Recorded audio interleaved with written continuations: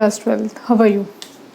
जैसे कि हम अपना चैप्टर स्टार्ट कर चुके थे sexual reproduction in flowering plants, तो उसी में हम अपना मेल पार्ट हमने ओवर कर लिया था कि जो आपका एंडोशियम पार्ट होता है उसके अंदर माइक्रोस्पोरोजेनेसिस कैसे होता है, माइक्रोस्पोरेंजियम क्या होते हैं, ओव्यूल जो आपका पॉलन होता है वो किस तरीके से फॉर्म होता है। अब हम उसी के अंदर अपना दूसरा पार्ट स्टार्ट कर रहे हैं, फीमेल जो पार्ट है आपका विच इज़ योर गाइनोशियम, जिसे हम female reproductive unit gynoecium pistol भी बोलते हैं। तो जो आपका फीमेल रिप्रोडक्टिव यूनिट है, सबसे पहले हम उसके स्ट्रक्चर के बारे में स्टडी करेंगे कि उसके अंदर कौन कौन से स्ट्रक्चर की हम स्टडी करेंगे और वो किस तरीके से होते हैं, कितने टाइप के होते हैं, किस तरीके से उनका अरेंजमेंट होता है। Let's start. जो आपका फीमेल रिप्रोडक्टिव यूनिट है उसमें हम पढ़ेंगे गाइनोशियम और पिस्टल। गाइनोशियम को ही पिस्टल बोला जाता है, याद रखिएगा। जी फॉर गर्ल और जी फॉर गाइनोशियम। तो इससे आपको याद रहेगा कि ये क्या है, आपका फीमेल पार्ट है, जो फ्लावर का फीमेल पार्ट होता है। Next is megasporangium. जैसे हमने उसमें माइक्रोस्पोरेंजियम पढ़ा था, इट मीन्स वो स्ट्रक्चर जिसके अंदर माइक्रोस्पोर्स का फॉर्मेशन हो रहा है, पॉलन का फॉर्मेशन हो रहा है। ऐसे ही इसके अंदर भी है मेगास्पोरेंजियम, जिसके अंदर ओव्यूल लगे होंगे, ओवरी होगी, जिसका फॉर्मेशन जो आफ्टर फर्टिलाइजेशन फ्रूट और सीड में डेवलप हो जाएगा। नेक्स्ट है आपका ओव्यूल्स, मेगास्पोरोजेनेसिस। यहाँ पर भी हम मेगास्पोर्स की बात करेंगे, इट मीन्स जो हमारी ओवरी का फॉर्मेशन है वो कैसे होता है उसकी बात करेंगे। और एम्ब्रियोसेक की बात करेंगे। ये कुछ टॉपिक हैं जो इसके अंदर फीमेल रिप्रोडक्टिव यूनिट के अंदर कवर होंगे। जो पूरा का पूरा फीमेल रिप्रोडक्टिव यूनिट है वो इन टॉपिक से कवर होगा कि फीमेल रिप्रोडक्टिव यूनिट आखिर होता क्या है। अगर सिंपल मैं बात करूँ गाइनोशियम की, तो जो आपका प्लांट होता है उसके अंदर स्टिग्मा, स्टाइल और ओवरी प्रेजेंट होते हैं।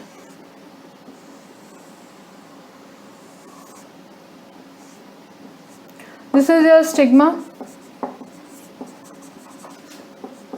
स्टाइल एंड ओवरी, और इसी के अंदर प्रेजेंट होते हैं ओव्यूल्स।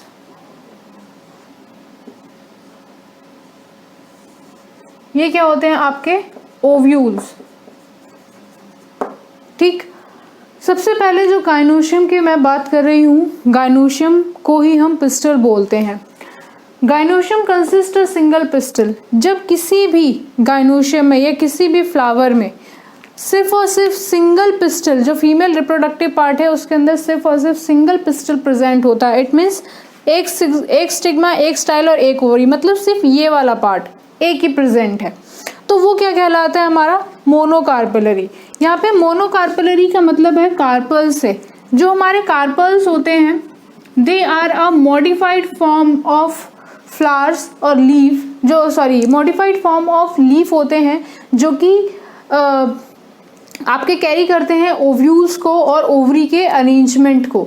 मतलब अगर आप फ्लावर को देखोगे तो उसका जो नीचे वाला पार्ट होता है, जो लीफ वाला पार्ट होता है जिसे हम लोग सेपल्स बोलते हैं, वही क्या होता है, थोड़ा सा मॉडिफाइड हो जाता है, जिसके ऊपर हमारे ओव्यूल या ओवरी, जो ओवरी का स्ट्रक्चर होता है वो उसके ऊपर प्रेजेंट होता है। तो जो कार्पल्स होते हैं they are a modified form of leaf on which hold the ovary. तो यहाँ पर अगर सिंगल पिस्टल प्रेजेंट है, इट मीन्स सिर्फ और सिर्फ ये वाला स्ट्रक्चर प्रेजेंट है, ऐसे और स्ट्रक्चर्स प्रेजेंट नहीं हैं, तो वो क्या कहलाता है, हमारा monocarpellary. Second is your multicarpellary. The gynoecium more than one pistil. अगर ऐसे ही बहुत सारे पिस्टल यहाँ पर भी प्रेजेंट है तो वो क्या कहलाएगा, हमारा multicarpellary. It means more than one pistil वहाँ पे प्रेजेंट है तो वो क्या कहलाएगा, हमारा मल्टीकार्पेलरी। जो आपके मोनोकार्पेलरी और मल्टीकार्पेलरी होते हैं, इसी के अंदर अगर मोर देन वन पिस्टल प्रेजेंट है तो उनका अरेंजमेंट भी कुछ होगा, और या तो वो एक साथ जुड़े हुए होंगे या फिर खुले हुए होंगे। तो जो हमारे कार्पल्स होते हैं, with the carpels which are fused, मतलब एक दूसरे के साथ चिपके हुए होते हैं, उनका जो स्टिग्मा स्टाइल होता है और जो ओवरी होती है वो क्या होती है, फ्यूज होती है। ऊपर से स्टिग्मा स्टाइल तो थोड़ा ओपन होता है, बट नीचे से जो ओवरी होती है वो क्या होती है, फ्यूज्ड होती है। तो उनको क्या बोलते हैं हम लोग, सिनकार्पस। सिन का मतलब होता है फ्यूज्ड। ये वाला एग्जाम्पल आप देखो सिनकार्पस का, इसके अंदर देखो यहाँ पर स्टिग्मा स्टाइल और स्टिग्मा होगा, ऊपर वाला पार्ट, यहाँ पे भी स्टिग्मा, यहाँ पे भी स्टिग्मा। जो नीचे का इनका स्टाइल वाला पार्ट होगा वो ओपन है, बट यहाँ पर जो ओवरी है वो क्या है, फ्यूज्ड है। और उस ओवरी के अंदर ये जो है आपके ओव्यूल्स लगे हुए हैं, फ्यूज्ड फॉर्म में लगे हुए हैं।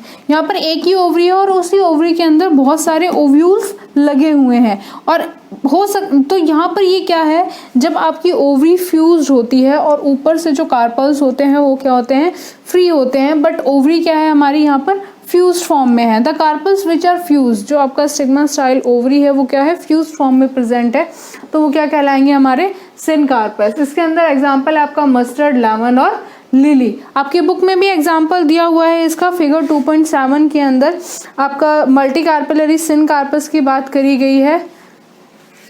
जो आपका पैपावर का एग्जाम्पल दिया हुआ है और आपका माइकेलिया का एग्जाम्पल दिया हुआ है। जो इसमें पैपावर है वो पॉपी प्लांट है जिससे ड्रग्स का फॉर्मेशन भी होता है। नेक्स्ट है आपका एपोकार्पस, मतलब कार्पल्स विच आर फ्री। अगर आप रोज का प्लांट देखोगे तो उसके जो कार्पल्स होते हैं वो फ्री होते हैं, इस तरीके से होते हैं। अब देखो यहाँ पर जो ओवरी थी वो क्या थी, एक ओवरी प्रेजेंट थी, और जो इसके सिग्मा स्टाइल ओवरी थे वो यहाँ पर आके फ्यूज्ड फॉर्म में प्रेजेंट थे। ऊपर से भले ही ये फ्री हैं बट नीचे से आके ये क्या हो गए, फ्यूज्ड हो गए। जब हम फ्री की बात करते हैं तो हम ऊपर से लेके नीचे तक की फ्री की बात करते हैं कि वो पूरा स्ट्रक्चर आप फ्री है, वो कहीं पे भी फ्यूज नहीं हो रहा। बट यहाँ पर ये फ्यूज हो रहा है तो इसलिए हम इसको क्या बोलेंगे, सिनकार्पस बोलेंगे। बट यहाँ पर अगर आप देखोगे तो ये अलग है, ये वाला पार्ट अलग है, ये वाला पार्ट अलग है, ये वाला पार्ट अलग है। ये अपना अपना फॉर्मेशन करेगा। इसकी अपनी स्टिग्मा स्टाइल ओवरी है, इसका अपना स्टिग्मा स्टाइल ओवरी है, इसका अपना स्टिग्मा स्टाइल ओवरी है। तो यहाँ पर इनके अंदर डिफरेंट टाइप इसके अंदर जो ये है ये फ्यूज्ड फॉर्म में प्रेजेंट नहीं है, ये फ्री फॉर्म में प्रेजेंट है। तो ये क्या होंगे हमारे एपोकार्पस, जहाँ पर आपका पिस्टल मोर देन वन पिस्टल में ही ये दोनों चीज़ें मिलेंगी, क्योंकि अगर सिंगल प्रेजेंट है तो वहाँ पे तो फ्यूज्ड और फ्री होने की तो कोई बात ही नहीं है। जो हमारा एपोकार्पस अगर फ्री है तो उसके अंदर क्या होंगे, जो पिस्टल पार्ट है वो आपका फ्री पार्ट है, बट जो सिनकार्पस पार्ट है वो क्या है, आपका फ्यूज फॉर्म है, जिसके अंदर जो आपके पिस्टल हैं, मोर देन वन पिस्टल हैं, वो क्या है, आपके फ्यूज फॉर्म में प्रेजेंट हैं। नेक्स्ट अगर हम बात करें तो इसके अंदर जो स्टिग्मा स्टाइल और ओवरी की हम बात करते हैं, जो आपका स्टिग्मा है वो लैंडिंग सरफेस है, किसके लिए, पॉलन के लिए। मैंने आपको एक डायग्राम बताया था जिसके अंदर यहाँ पर आके क्या होगा, पॉलन गिरेगा और यहाँ से क्या बनेगी, उसके पॉलन ट्यूब फॉर्मेशन होगा। इट मीन्स जो स्टिग्मा है वो क्या है, आपका लैंडिंग सरफेस फॉर पॉलन है। और जो आपका स्टाइल है it is a cylinder like structure. कैसा है, सिलेंडर लाइक स्ट्रक्चर है, जो कि एक क्या मीडिया प्रोवाइड कर रहा है स्टिग्मा और ओवरी को जोड़ने का। अब यहीं से ही तो जो पॉलन ट्यूब है वो ग्रो होके किसके पास आएगी, ओवरी के पास आएगी, एम्ब्रियो सेक के पास आएगी, और वहाँ पे क्या होगा, फर्टिलाइजेशन होगा। और नीचे क्या है आपका ovary which are present on a thalamus, जो आपका थैलेमस है उसके ऊपर प्रेजेंट होता है, जिसके अंदर क्या लगे होते हैं, ओव्यूल। आफ्टर फर्टिलाइजेशन ओवरी किस में डेवलप हो जाएगा, फ्रूट में, और ओव्यूल किस में डेवलप हो जाएंगे, सीड्स के अंदर डेवलप हो जाएंगे। आपकी बुक में एक टर्म यूज हुई है प्लेसेंटा, 11th में अगर आपने पढ़ा होगा तो प्लेसेंटा होता है that arrangement of ovules with in a ovary, उसे हम क्या बोलते हैं, प्लेसेंटेशन बोलते हैं। तो ये जो आपका ये वाला पार्ट है ये तो हो गए आपके ओव्यूल्स, यहाँ पे क्या होंगे, ओव्यूल्स लगे हुए होंगे। जो अरेंजमेंट होगा ये क्या होता है, आपके लोक्यूल्स। और यहाँ पर ये वाला जो बीच वाला पार्ट होता है वो क्या होता है, आपका प्लेसेंटा। प्लेसेंटा एक वो जगह होती है the surface of carpel to which ovules are attached. ऐसा सरफेस मतलब जो आपका कार्पल है, जो ये वाला पार्ट है, हम स्टिग्मा स्टाइल ओवरी के जो मॉडिफाइड पार्ट होता है लीफ का, उसको हम कार्पल बोलते हैं, जो कि होल्ड करता है किसको, ओवरी को। जो मॉडिफाइड पार्ट होता है कार्पल का, उसके ऊपर जो ओव्यूल्स अटैच हो जाते हैं, मतलब जो वो अटैचमेंट जो सरफेस वो प्रोवाइड करता है कार्पल, उसको हम क्या बोलते हैं, प्लेसेंटा बोलते हैं। और जब हम बात करते हैं ओव्यूल की तो आपके बुक में कुछ एग्जांपल्स दिए हुए हैं जहाँ पर सिर्फ और सिर्फ सिंगल ओव्यूल प्रेजेंट होता है, और कुछ एग्जांपल्स है जहाँ पर मोर देन वन ओव्यूल्स प्रेजेंट होते हैं। जो आपके सिंगल ओव्यूल कहाँ प्रेजेंट होते हैं, अगर आपने देखा होगा तो वीट, वीट का अगर आप फ्रूट जो उसका पूरा फॉर्म होता है, पॉड होता है, उसको अगर आप खोलोगे तो उसके अंदर सिर्फ एक ही दाना निकलता है। तो वहाँ पर जो 1 ओव्यूल किसके अंदर प्रेजेंट होते हैं, आपके वीट के अंदर। ऐसे ही अगर आप राइस का जो फ्रूट होता है उसको खोलोगे तो उसके अंदर भी एक दाना निकलेगा, तो वो क्या होता है आपका 1 ओव्यूल। सेकेंड है आपका मैंगो। अगर आप मैंगो की जो अंदर गुठली होती है उसको खोलोगे, जो सीड होता है वो सिर्फ एक ही होता है, एक मैंगो के अंदर एक ही सीड फॉर्म होता है। वीट के अंदर भी एक ही सीड फॉर्म होता है, राइस के अंदर भी एक ही सीड फॉर्म होता है। तो यहाँ पर क्या होगा, ये फिर सिंगल ओव्यूल प्रेजेंट है। यहाँ पर जहाँ पर मैनी ओव्यूल्स प्रेजेंट होते हैं, मैंने आपको कहा कि ओव्यूल किस में डेवलप हो जाते हैं, सीड में। अब ऐसा कोई फ्रूट बताओ जिसके अंदर बहुत सारे सीड्स प्रेजेंट होते हैं। For example watermelon. नेक्स्ट है आपका पपाया एंड ऑर्चिड। यहाँ पर सिर्फ और सिर्फ एक ओव्यूल प्रेजेंट है। एक ओव्यूल का मतलब एक सीड प्रेजेंट है, और यहाँ पर more than many ovules present है, जहाँ पर ओव्यूल का फॉर्मेशन बहुत ज़्यादा है। It means more then 1 ovule is present. जो ओव्यूल मैंने बात करी थी वो किसकी बात कर रही थी मैं, वहाँ पे सीड फॉर्मेशन की। आफ्टर फर्टिलाइजेशन ही तो सीड बनेगा। तो जहाँ पर बहुत सारे सीड्स, अगर आपसे एग्जाम्पल पूछ लिया जाए कि मैनी ओव्यूल्स का एग्जाम्पल दो, कि ऐसा कोई फ्रूट बताओ या फिर कोई ऐसा प्लांट बताओ जिसके अंदर बहुत सारे ओव्यूल फॉर्मेशन होते हैं, तो आपको सिर्फ इतना दिमाग लगाना है कि सीड जिसके अंदर बहुत सारे होंगे, मतलब एक ही फ्रूट उसके अंदर बहुत सारे सीड प्रेजेंट हो। ऐसे ही आपका क्या है, पपाया है, वाटरमेलन है, आपका ऑर्चिड प्लांट है, गुआवा है। और अगर आपसे पूछ लिया जाए कि सिर्फ एक ही सीड प्रेजेंट है, और उसमें भी हम बात करते हैं हमारी किसकी, वीट की, उसके अंदर अगर आप उसे खोलोगे तो एक सीड प्रेजेंट होता है। अगर आप राइस की बात करते हैं तो उसके अंदर भी क्या प्रेजेंट होता है, एक ही सीड प्रेजेंट होता है। मैंगो, उसके अंदर भी एक ही सीड प्रेजेंट होता है। एप्पल आपका किसका एग्जाम्पल है, मैनी ओव्यूल्स का एग्जाम्पल है, उसके अंदर भी बहुत सारे सीड्स प्रेजेंट होते हैं। तो ऐसे ही आपका फर्टिलाइजेशन के बाद जो होता है, ओवरी किस में डेवलप हो जाती है, फ्रूट के अंदर डेवलप हो जाती है, और ओव्यूल किसके अंदर डेवलप हो जाते हैं, हमारे सीड के अंदर डेवलप हो जाते हैं। स्पोरेंजियम, जैसे हमने मेल पार्ट में माइक्रोस्पोरेंजियम पढ़ा था, ऐसे ही हम इसमें पढ़ेंगे मेगास्पोरेंजियम, मतलब वो पार्ट जिसके अंदर मेगास्पोर्स का फॉर्मेशन होगा। इसके अंदर आपके बुक में भी डायग्राम दिया हुआ है। ओव्यूल, जो आपका ओव्यूल होता है वही आपका क्या कहलाता है, आपका मेगास्पोरेंजियम, जो कि ओवरी के अंदर प्रेजेंट होता है, जो कि मैंने आपको बताया था कि किसके अंदर डेवलप हो जाता है, सीड के अंदर डेवलप हो जाता है। अब वहीं पर ही आपके क्या बन रहे हैं, मेगास्पोर भी फॉर्मेशन हो रहा है, जिसे हम मेगास्पोरोजेनेसिस बोलते हैं। तो इसका स्ट्रक्चर देख लेते हैं। सबसे पहले आपके बुक में इस टाइप का एनाट्रोपस ओव्यूल दिया हुआ है। There are different type of ovules are present, जिसके अंदर ये चलाजल एंड जो होता है और जो माइक्रोपाइलर एंड होता है, इसकी डिफरेंट पोजीशन होती है। तो हम उनके बारे में नहीं पढ़ेंगे, सिर्फ और सिर्फ आपकी बुक में जो एग्जांपल दिया हुआ है एनाट्रोपस ओव्यूल का, उसकी स्टडी करेंगे। इसमें जो सबसे पहले आपका एनाट्रोपस ओव्यूल होता है, उसके अंदर जो सबसे फर्स्ट पार्ट है वो क्या है, आपका फ्यूनिकल। फ्यूनिकल वो पार्ट है जो कि एक सिलेंडर लाइक स्ट्रक्चर है, जो कि एक अटैचमेंट प्रोवाइड करता है ओव्यूल को किससे अटैच होने में, प्लेसेंटा से अटैच होने में। That ovule attach to the placenta with a cylinder stalk which is called funicle. मान लो कि ये कोई ओव्यूल है, इसको यहाँ पर अटैच होना है, तो यहाँ पर अटैच होने के लिए ये स्टॉक का लगा होना ज़रूरी है। ये स्टॉक इसके साथ लगेगा तो ये यहाँ पर अटैच होगा। जहाँ पर ये अटैच है, यहाँ पर जहाँ पर ये अटैच है वो क्या कहलाता है, हमारा प्लेसेंटा। मैंने आपको बताया था प्लेसेंटा क्या होता है, arrangement of ovules with in the ovary, मतलब वो पार्ट जहाँ पर ओव्यूल्स अटैच होते हैं। तो प्लेसेंटा के साथ जहाँ पर कोई चीज़ अटैच है, मतलब यहाँ पर अगर किसी चीज़ को अटैच होना है, ये चीज़ अटैचमेंट प्रोवाइड कर रही है, तो ये क्या है, प्लेसेंटा। इसके साथ अगर ओव्यूल को अटैच होना है तो ये ओव्यूल, और इसके पीछे जो लगा हुआ सिलेंडर लाइक स्ट्रक्चर है वो क्या है, आपका फ्यूनिकल। सेकेंड पार्ट है इसके अंदर हाइलम। हाइलम जो पार्ट है वो ओव्यूल का ही पार्ट है, जो कि फ्यूज्ड है किसके साथ, फ्यूनिकल के साथ। मतलब ये जो फ्यूनिकल का पार्ट है, यहाँ पर ये जो हाइलम है, ये ओव्यूल का ही पार्ट है। ये इतना पार्ट जो फ्यूनिकल के साथ फ्यूज्ड है, क्योंकि इस ओव्यूल को, ये वाला जो पार्ट है, ये इस ओव्यूल को इस सिलेंडर लाइक स्ट्रक्चर के साथ अटैच होना है। तो वो सिलेंडर लाइक स्ट्रक्चर क्या है हमारा? फ्यूनिकल। उस फ्यूनिकल के साथ जो पार्ट अटैच है ओव्यूल का वो फ्यूज्ड है, उस फ्यूज्ड पार्ट को हम क्या बोलते हैं? हाइलम बोलते हैं। नेक्स्ट है आपका माइक्रोपाइलर एंड।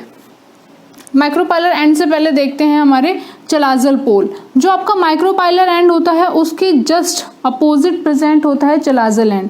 जो हमारा माइक्रोपाइलर पोल होता है या जो माइक्रोपाइलर एंड होता है वो पॉइंट होता है जहां से पोलन ट्यूब जो एम्ब्रियो सैक है उसके अंदर एंटर करेगा। जो फीमेल गैमेटोफाइट है उसके अंदर एंटर करने के लिए अगर कोई जगह चाहिए तो वो क्या है? माइक्रोपाइलर एंड है। वो कहीं से भी आए वो यहाँ से ही एंटर करेगा, क्योंकि ये वो जगह है जहाँ पर इंटेग्यूमेंट्स प्रेजेंट नहीं है। The outer integument and the inner integument, they are a protective covering. Protective covering किसकी? एम्ब्रियो सैक की,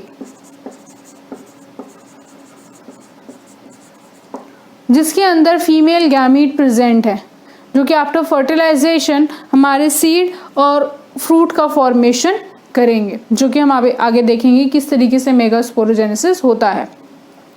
तो यहाँ पर आउटर इंटेग्यूमेंट और इनर इंटेग्यूमेंट प्रेजेंट है। ये integument, this is your outer integument, और उसी के अंदर क्या प्रेजेंट है? Inner integument.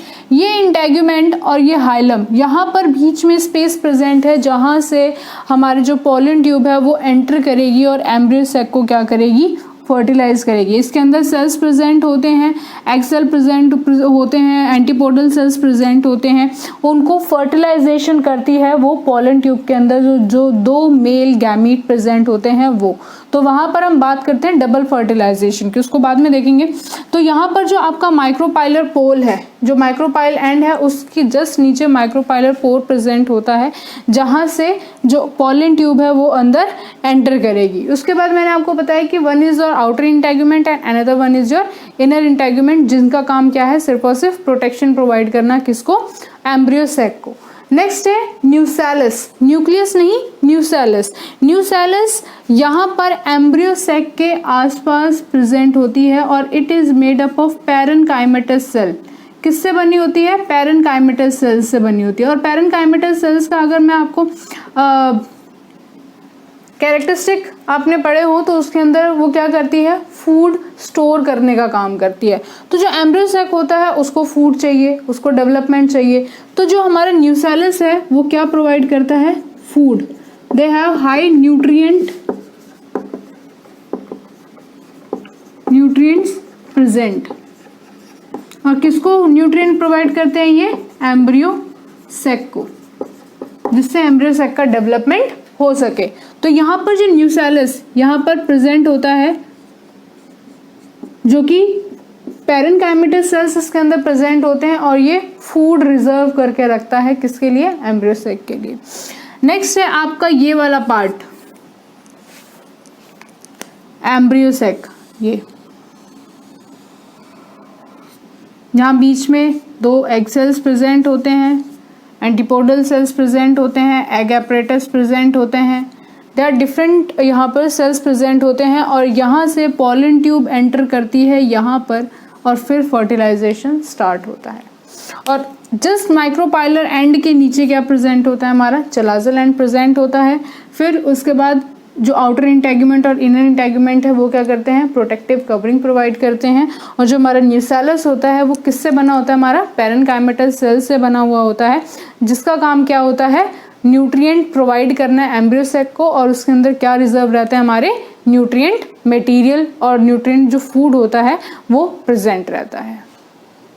नेक्स्ट है हमारा मेगास्पोरोजेनेसिस, जिसमें हम देखेंगे कि किस तरीके से मेगास्पोर्स का फॉर्मेशन हो रहा है। जैसे हमने देखा था माइक्रोस्पोरेंजियम के अंदर माइक्रोस्पोर का फॉर्मेशन हो रहा है, किससे? माइक्रोस्पोरोजेनेसिस से। ऐसे ही मेगास्पोर्स का फॉर्मेशन हो रहा है मेगास्पोरोजेनेसिस से। किसकी हेल्प से? मेगास्पोर मदर सेल से। The formation of megaspore from the megaspore mother cell, वो क्या कहलाता है? आपका मेगास्पोरोजेनेसिस। हमने जो ओव्यूल का डायग्राम देखा था वो कुछ इस तरीके का था।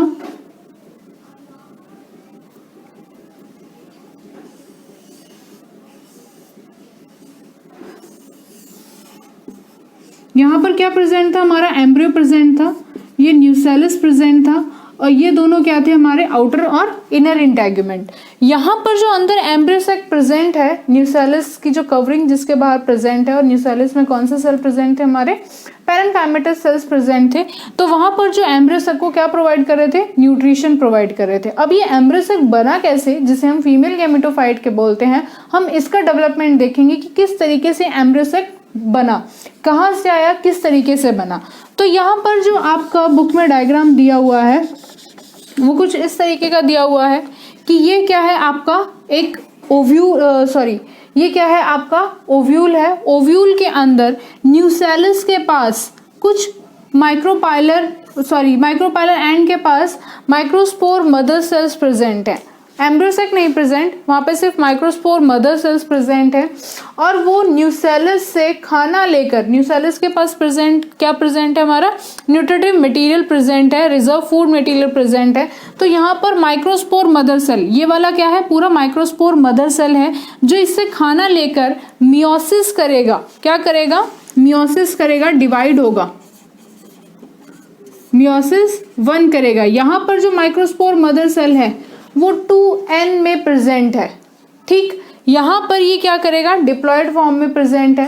फिर उसके बाद यहाँ पर इसने दोबारा से 2n बनाया, और यहाँ पर भी ये क्या हो गया आपका मेगास्पोर डायाड।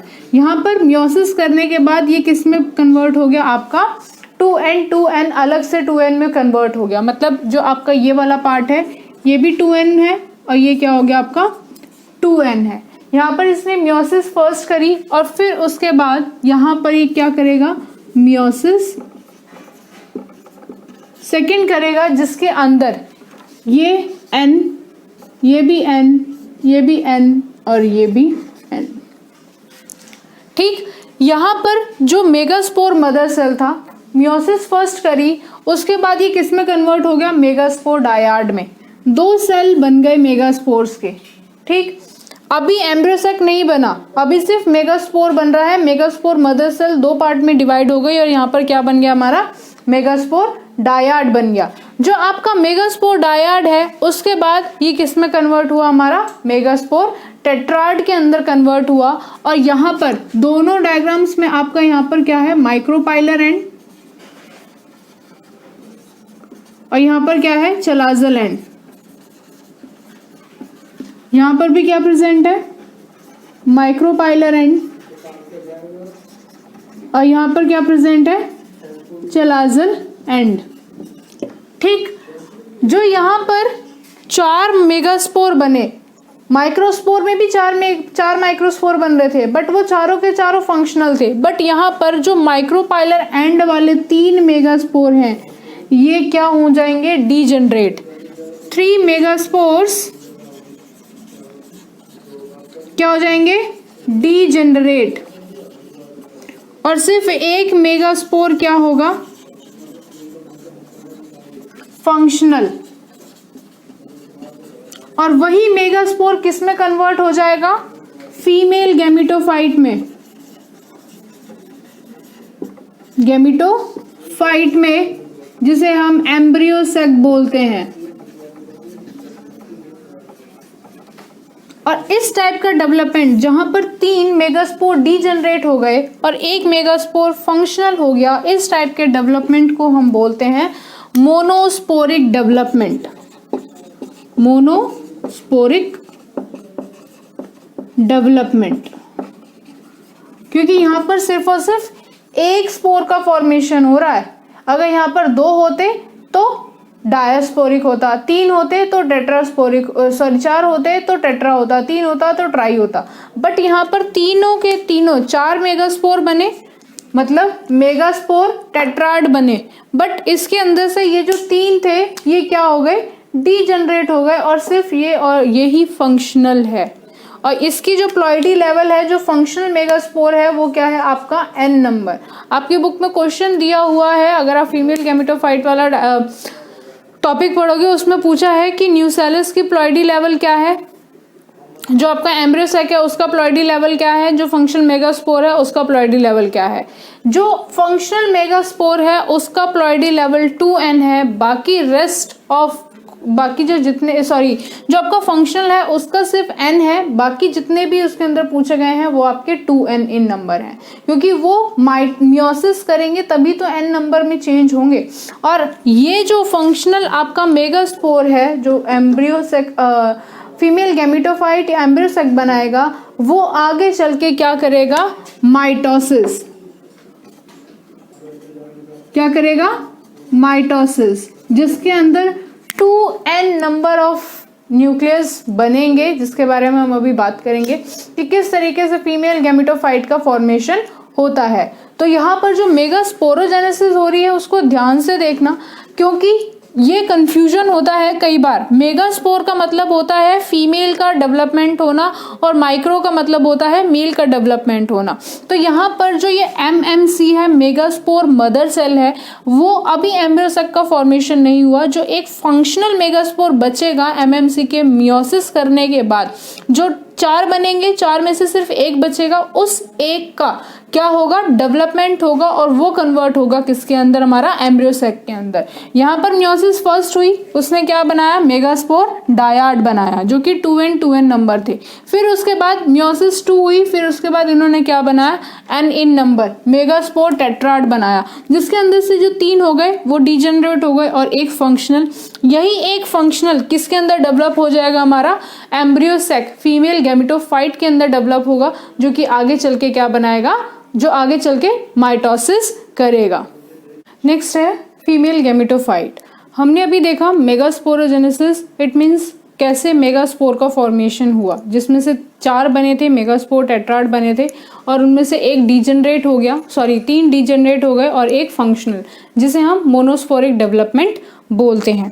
अब हम देखेंगे कि किस तरीके से फीमेल गैमेटोफाइट बन रहा है, जिसे हम 8 न्यूक्लिएटेड 7 सेल स्ट्रक्चर बोलते हैं।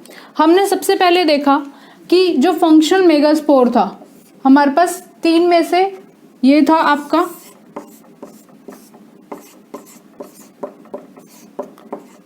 जिसके अंदर से ये तीनों क्या हो गए थे, डीजनरेट हो गए थे, सिर्फ और सिर्फ ये बचा था, जिसे हम मोनोस्पोरिक डेवलपमेंट बोलते हैं। अब ये वाला सेल यहाँ पर प्रेजेंट है, फंक्शनल मेगास्पोर। मैंने आपसे कहा था कि अब मियोसिस नहीं होगी, माइटोसिस होगी, क्योंकि अब n नंबर ऑफ सेल्स से वो किस में कन्वर्ट होने लग जाएगा, 2n नंबर ऑफ सेल्स में कन्वर्ट होगा। तो इसमें एक चीज याद रखिएगा कि यहाँ पर जो फॉर्मेशन हो रही है, यहाँ पर फ्री न्यूक्लियर डिवीजन हो रहा है। क्या हो रहा है, यहाँ पर फ्री न्यूक्लियर डिवीजन हो रहा है, इमीडिएट सेल फॉर्मेशन नहीं हो रही। Immediate cell wall formation not occur. ये 2 पॉइंट है इस फीमेल गैमेटोफाइट में कि जो हमारा फीमेल गैमेटोफाइट है वो अब बन कैसे रहा है। सबसे पहले जो फंक्शनल मेगास्पोर था, ये वाला मेगास्पोर था, वो यहाँ पर गया और इसमें क्या हो गई, माइटोसिस हुई और ये 2 न्यूक्लियाई स्ट्रक्चर बना। मतलब सेल एक ही है, इसके अंदर 2 न्यूक्लियस बन गए 2n। फिर उसके बाद वो दोबारा से माइटोसिस सेकंड में गया और फिर उसके पास सेल एक ही है, उसके अंदर कितने न्यूक्लियस बन गए आपके, 4 न्यूक्लियर स्ट्रक्चर, 1 2 3 4।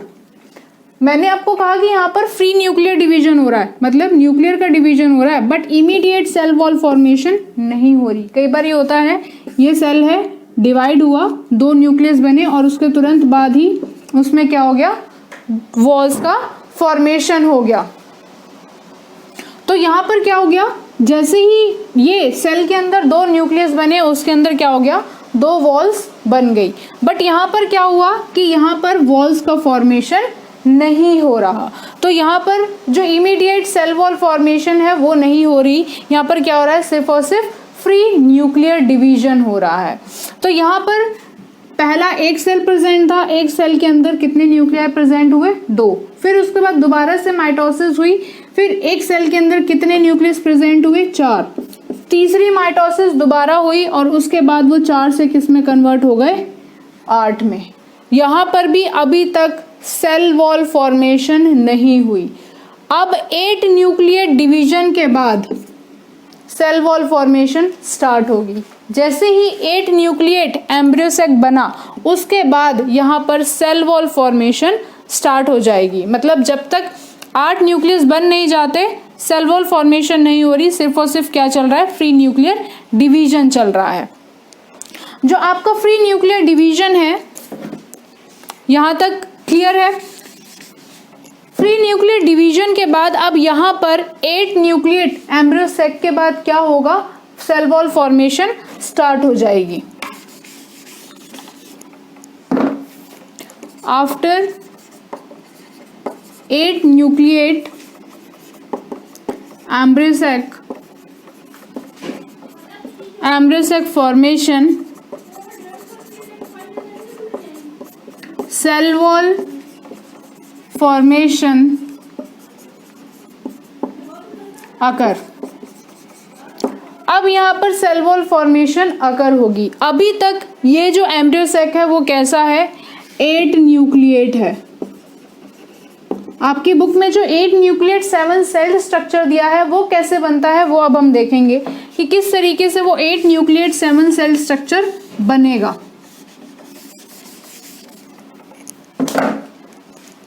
इसके अंदर 8 न्यूक्लिएट हो गए। 8 न्यूक्लिएट में से 3 एंटीपोडल्स, जो आपका क्या है, चलाजल एंड, ये क्या है आपका चलाजल एंड, और ये क्या है आपका माइक्रोपाइलर एंड। 3 एंटीपोडल, जो 3 न्यूक्लियस थे वो एंटीपोडल की तरफ चले गए।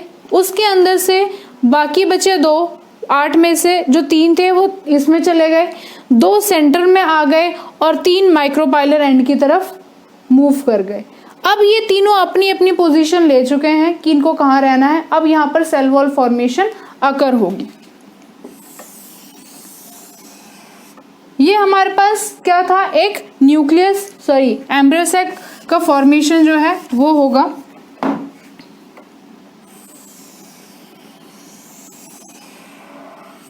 ठीक, हमारे पास जो हमारे एंटीपोडल सेल्स थे, अब मैं चलाजल एंड को ऊपर ले जा रही हूँ और माइक्रोपाइलर एंड को नीचे लेकर आ रही हूँ।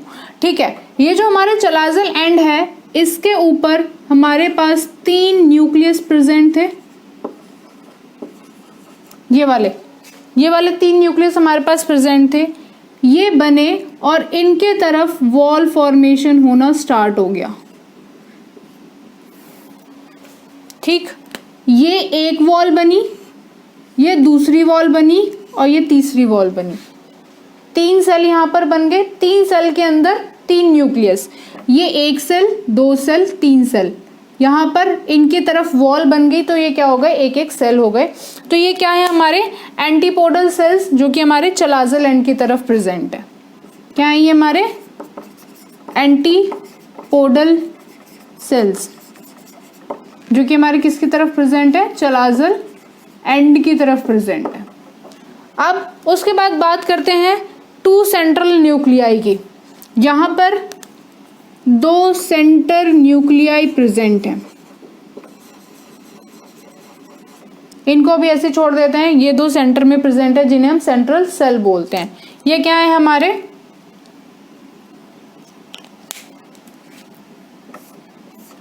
टू सेंट्रल न्यूक्लियाई, और ये क्या है, हमारा सेंट्रल सेल। ठीक, ये सेंट्रल पार्ट है तो ये क्या है, हमारे 2 सेंट्रल न्यूक्लियाई प्रेजेंट है हमारे। फिर उसके बाद जो हमारे 3 सेल्स थे, ये हमारे एक इसके अंदर प्रेजेंट हुआ, एक इसके अंदर प्रेजेंट हुआ और एक इसके अंदर प्रेजेंट हुआ। अब यहाँ पर इन 4, ये जो 4 थे इन्होंने अपनी अपनी पोजीशन ले ली। 3 एंटीपोडल सेल्स मैंने यहाँ बना दिए और उन्होंने अपनी चारों तरफ वॉल बना ली। तो यहाँ पर 3 न्यूक्लियाई और 3 सेल्ड स्ट्रक्चर हो गया, क्योंकि इन्होंने अपनी चारों तरफ न्यूक्लियाई चारों तरफ क्या बना लिए, सेल का फॉर्मेशन कर लिया। फिर उसके बाद नीचे वाले पार्ट में 3 सेल आए, उन तीनों सेल ने अपने चारों तरफ वॉल बना ली। ये भी क्या हो गया, 3 सेल्ड 3 न्यूक्लियाई स्ट्रक्चर, ये एक सेल, दूसरा सेल, तीसरा सेल।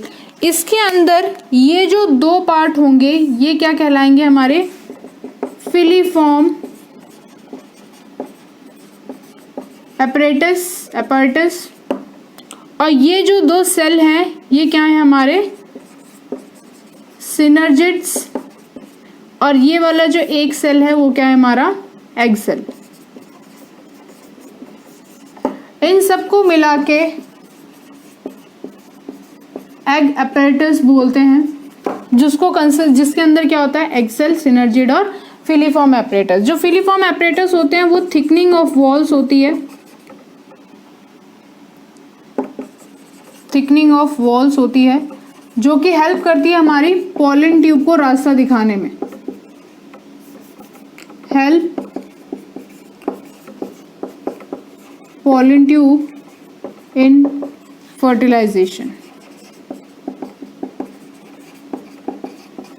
ये फिलीफॉर्म apparatus पॉलन ट्यूब को बताती है कि आपको माइक्रोपाइलर एंड, यहाँ पर क्या है हमारा माइक्रोपाइलर एंड, चलाजल एंड के जस्ट अपोजिट होता है हमारा माइक्रोपाइलर एंड, कि आपको माइक्रोपाइलर एंड के थ्रू ही एंट्री करनी है और कोई कहीं पे भी ओपनिंग प्रेजेंट नहीं है एम्ब्रियो सैक के अंदर जहाँ से आप अंदर आ सकते हो। तो यहाँ पर जो आपका पॉलन ट्यूब होगी वो यहाँ से एंटर करेगी, तो यहाँ से एंटर करने के लिए यहाँ पर कुछ केमिकल सिक्रीट होते हैं और पॉलन ट्यूब के अंदर भी कुछ केमिकल होते हैं। वो केमिकल आपस में एक दूसरे के साथ कांटेक्ट करते हैं और जिसके हेल्प से जो पॉलन ट्यूब होती है वो उसको रास्ता मिल जाता है, पता चल जाता है कि हाँ मुझे इस वे से एम्ब्रियो सैक के अंदर एंट्री करनी है। तो यहाँ पर ये 3 सेल बन गए, ये 3 सेल बन गए, बट हमें क्या चाहिए 8 न्यूक्लिएटेड 7 सेल्ड स्ट्रक्चर। 8 न्यूक्लियस तो प्रेजेंट है, 1 2 3 4 5 6 7 8, ये जो मैंने ब्लैक कलर से बनाए हैं ये क्या है हमारे 8 न्यूक्लियस हैं। जो मैंने ग्रीन से बनाए हैं वो क्या है हमारी सेल वॉल है। तो ये कितनी सेल है 1 2 3 4 5 6 सेल तो हो गई। अब हमें एक सेल और चाहिए, तो ये जो सेंट्रल सेल जिसका मैंने नाम दिया है ये अपनी तरफ यहाँ पर एक सेल बना लेगा, लार्जेस्ट सेल। ठीक, अब ये गिनो कितने हो गए, 1 सेल 2 सेल 3 सेल चौथा सेल जो आपका 4 सेल है, जो सबसे बड़ा लार्जेस्ट सेल है उसके अंदर 2 न्यूक्लियाई प्रेजेंट है। बाकी जो 3 सेल है उनके अंदर 3 न्यूक्लियाई प्रेजेंट है। अगर आप यहाँ पे देखोगे कि 1 सेल है 2 सेल है 3 सेल है, हर एक सेल के अंदर एक न्यूक्लियस प्रेजेंट है, 1 2 3 जो ब्लैक डॉट है। फिर उसके बाद जो नीचे वाले हैं उसके अंदर भी ये 3 जो ग्रीन कलर की आउटलाइनिंग है वो क्या है हमारे 3 सेल प्रेजेंट है, हर एक के अंदर एक न्यूक्लियस प्रेजेंट है। बट जो हमारा सेंट्रल सेल है उसके अंदर 2 न्यूक्लियाई प्रेजेंट है, तो इसलिए वो एक सेल है बट उसके अंदर 2 न्यूक्लियाई प्रेजेंट है। तो टोटल हमारे पास सेल कितने हो गए 1 2 3 4 5 6 7 7 सेल्ड न्यूक्लियस कितने हो गए 1 2 3 4 5 6 7 8। तो इस स्ट्रक्चर को हम क्या बोलते हैं 8 न्यूक्लिएटेड 7 सेल्ड स्ट्रक्चर, जो कि आपका एक फीमेल गैमेटोफाइट है। सबसे पहले इसके अंदर क्या हुआ मेगास्पोर का मेगास्पोर मदर सेल ने मियोसिस करी तो मेगास्पोर टेट्राड बनाए, टेट्राड के अंदर से 3 डीजेनरेट हो गए और एक फंक्शन। अब उस फंक्शन के अंदर कितनी बार माइटोसिस हुई 1 2 3 बार माइटोसिस हुई। सबसे पहले डायाड बना, फिर टेट्राड बना, फिर आपका ऑक्टेन बना जो 8 न्यूक्लिएटेड एम्ब्रियो सैक। और ये जब तक 8 न्यूक्लिएटेड बन नहीं गया तब तक यहाँ पर फ्री न्यूक्लियर डिवीजन चल रही थी, इमीडिएट सेल वॉल फॉर्मेशन नहीं थी। 8 न्यूक्लिएटेड बनने के बाद इसके अंदर सेल वॉल फॉर्मेशन हुई है जिसे हम 8 न्यूक्लिएटेड 7 सेल स्ट्रक्चर बोलते हैं, जिसके अंदर 3 सेल्स आपके कहाँ पे प्रेजेंट होते हैं चलाजल एंड की तरफ, और 3 सेल आपके कहाँ प्रेजेंट होते हैं माइक्रोपाइलर एंड की तरफ, माइक्रोपाइलर एंड। तो यहाँ और बीच में क्या होता है एक सेंट्रल सेल, यहाँ पर 3 यहाँ पर 1 यहाँ पर 3, तो कितने हो गए ये 7 हो गए। और इसके अंदर न्यूक्लियस कितने हैं 1 2 3 4 5 6 7 8, तो ये क्या होगा 8 nucleated 7 sailed structure. So this is all about today's lecture. Thank you so much.